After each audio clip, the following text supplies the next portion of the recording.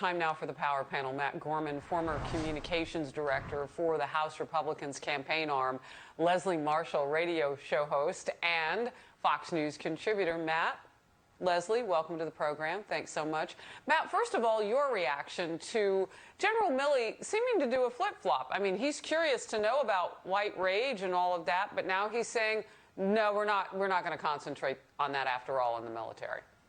Yeah, quite a different soundbite from General Milley this month. Hey, look, let me just state the obvious. It's wholly inappropriate for military leaders to weigh in on political legislation. And I would say that if the legislation was out there that I agreed with.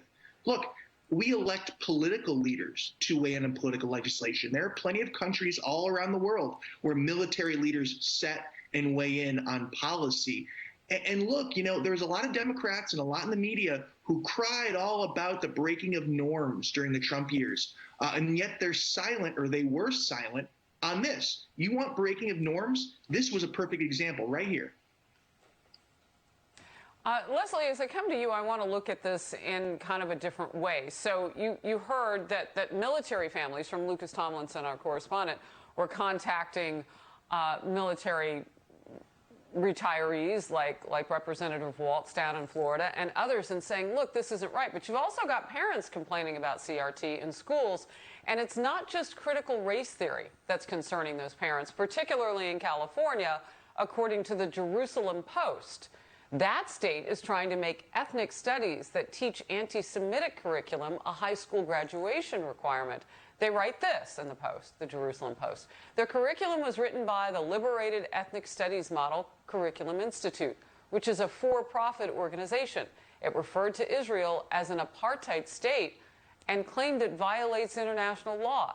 They also note the word anti-Semitism is not mentioned once in the 19-page curriculum glossary. However, it defines terms such as homophobia, Islamophobia, xenophobia, anti-blackness, transphobia, and more, but not anti-Semitism.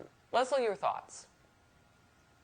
Well, I live in California, as you know, and my children are in the school district here, and we don't have that curriculum in our high school. I'm not familiar with which district that would be. I've heard about proposals like that going around, whether it's something like that in California or whether in Texas they want to say the KKK wasn't really morally that bad and get rid of Martin Luther King's I Have a Dream speech.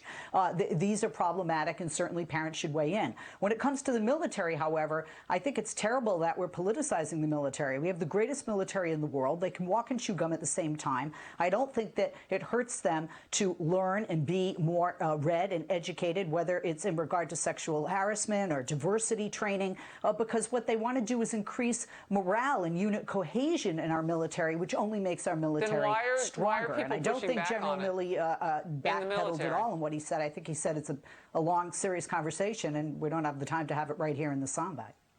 All right. I'd love to hit some of what you said about Texas and all of that, but we've run out of time. We'll have you back. I do want to get to this because it is also about Texas. Those runaway Texas Democrats just cannot seem to help themselves after their maskless flight to D.C.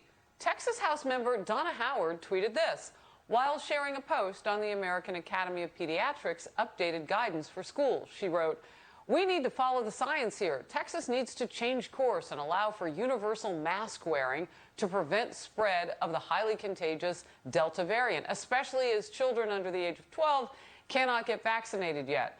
Howard, by the way, look at the red circle far left there, is the one there out of the 6 Texas Democrats who tested positive for the virus. Our team confirming that. Your reaction to that, Matt? I'm not going to be lectured by someone who is flying around a private jet maskless, let alone someone who refuses to do their job and thinks it's a sacrifice on par with Normandy. We need to make decisions based on science, not fear. All right, Leslie, real quick.